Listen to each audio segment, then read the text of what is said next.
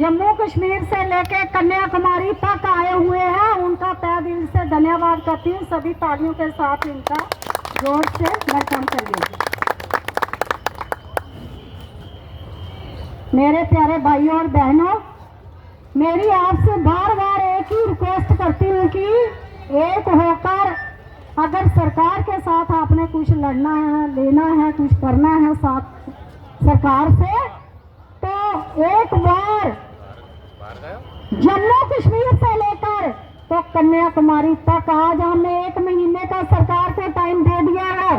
अगर 1 महीने के अंदर सरकार इस एक्ट का संशोधन नहीं करती है, पार्लियामेंट लगी हुई है, तो जितने भी स्टेटों के प्रेसिडेंट आए हुए हैं तो वो अपनी अपनी स्टेट में ये मुहिम चलाना शुरू कर दे कि हमने ये एक्ट कैसे संशोधन करवाना है।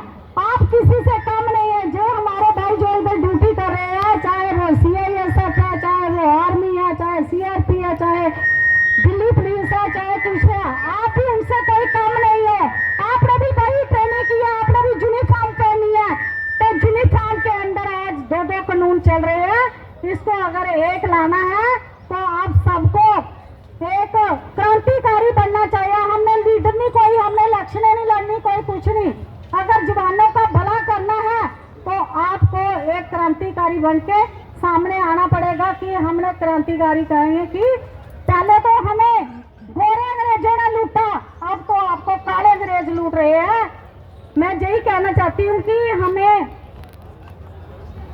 अपनों ने लूटा, गहरों में कहा दम था, हमारी किश्ती भी बाहर डूबी जहाँ पानी कम था। तो ये आपकी एकता आती सरकारों को झुकाने के लिए झुकाने वाले होने चाहिए, तभी आपको हक मिलेगा। आप बोलोगे घर में सो के हम ड्यूटी छोड़ के नहीं आएंगे तो आपको कभी हक नहीं मिलेगा। 70-75 साल उन्होंने शोषण किया तो अब ये भी शोषण ही करेंगे। तो चाहे मेरी बात का बुरा लगेगा, अगर आपने होमगार्ड को आज़ादी दिलानी है जो काले कानूनों से, तो आपको घर बार ड्यूटियां छोड़ के मैदान में आना पड़ेगा। तभी आपको पहले गोरे अंग्रेजों से लड़े थे, अब काले अंग्रेजों से लड़ना है। तो इसके लिए जो लोग एक दूसरे के खिलाफ बातें करते हैं वो छोड़ दो।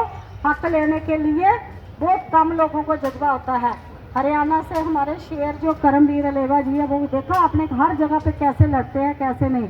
राजस्थान से हमारे जलकन सर, उत्तराखंड से हमारे कमल ठाकुर जी, सुरेश ठाकुर जी, और जितने आसाम से हमारे रंजीत दास जी और रवि देव जी, और दिल्ली से हमारे भाई, बिहार से मुकेश जी, क्या नाम है इनका, सारी मुझे नाम नहीं याद है, जैसे भी है, तो मनोज जी बिहार से, तो यूपी से हमारे CM गौतम दादा जी हमारे आदरणीय हैं। इनका तो मैं और तहे दिल से कहती हूँ कि जे आप लोगों के लिए कहां से कहां तक कैसे पहुंचे हैं, तो इनका भी तालियों के साथ वेलकम किया जाए।